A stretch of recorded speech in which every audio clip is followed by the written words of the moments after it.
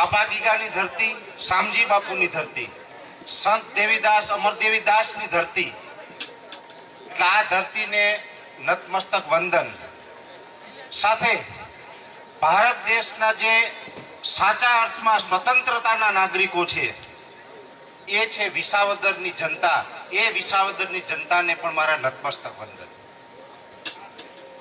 મંચસ્થ મહાનુભાવો તમામ, હેમંતભાઈ ખવા છે, પ્રવીણભાઈ રામ છે, ગોપાલભાઈ છે, કરશનબાપુ ભાદરકા છે, રાજુભાઈ કરપડા છે, મનોજભાઈ સોરઠિયા છે, ગૌરીબેન છે, હિતેશભાઈ છે, હરેશભાઈ સાવલિયા છે વગેરે.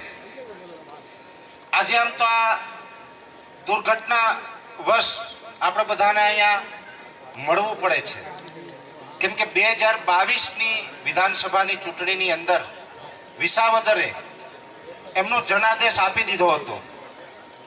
પણ એ પછી ક્યાંય કોઈ લોકોની ભૂલથી ફરીથી આપણે બધા હેરાન થયા છે ને આપણે ફરીથી આપણે આ જગ્યા ઉપર એકઠું થવું પડ્યું છે.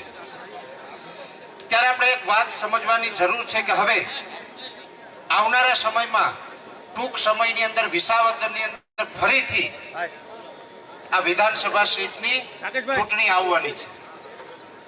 ચૂંટણી આવવાની છે. આમ આદમી પાર્ટીના ઉમેદવાર ગોપાલભાઈ ઇટાલિયા જાહેર થયા છે અને એવું પણ કહી શકાય કે આમ આદમી પાર્ટીના નેતા અને વિસાવદરના ભાવિ ધારાસભ્ય એટલે ગોપાલભાઈ ઇટાલિયા. કહી દઉં નામ, ભાવિ ધારાસભ્ય. પણ હવે તો ચૂંટણી થશે ને બધા આપણે જનાદેશ આપવાનો છે એટલે ભાવિ ધારાસભ્ય પણ આપણી વચ્ચે ઉપસ્થિત છે. ત્યારે સમજવાનું એ છે કે હવે પછીની ચૂંટણી છે એની અંદર બે ઉમેદવારની સામે આપણા એક ઉમેદવાર છે. કેમ કે સામે પક્ષથી બે ઉમેદવાર હશે. ખબર છે કે ગુજરાતભરની અંદર આમ તો ભારતનું જે બંધારણ છે, આપણી બંધારણની જોગવાઈ પ્રમાણે એક પાર્ટી છે એક ઉમેદવારને ઊભા રાખે. પણ છેલ્લા કેટલાય વર્ષથી ભારતીય જનતા પાર્ટી છે એ બે ઉમેદવાર ઊભા રાખે છે. એવી જ રીતે આ વખત પણ કદાચ એવું થવાનું છે, એવા અણસાર આવી રહ્યા છે. કેમ કે એક ઉમેદવાર તો સત્તાવાર રીતે ભારતીય જનતા પાર્ટીના હોય અને બીજા ઉમેદવાર હશે એ કોંગ્રેસના હશે. પણ એમ કેમ પ્રકારે ભાજપના ઉમેદવાર છે એવું આપણે ગણી શકાય.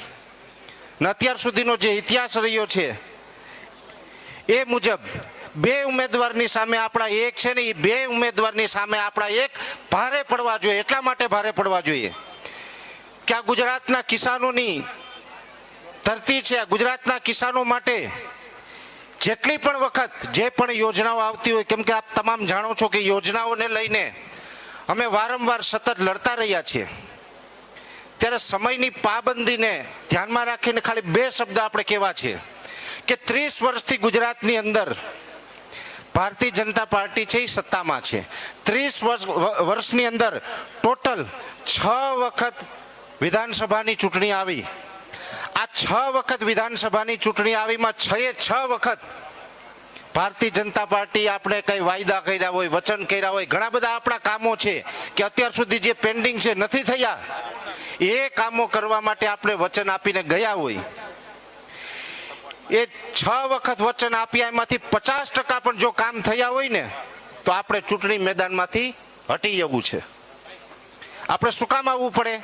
તો કે આપણા જે કામો છે એ પેન્ડિંગ છે.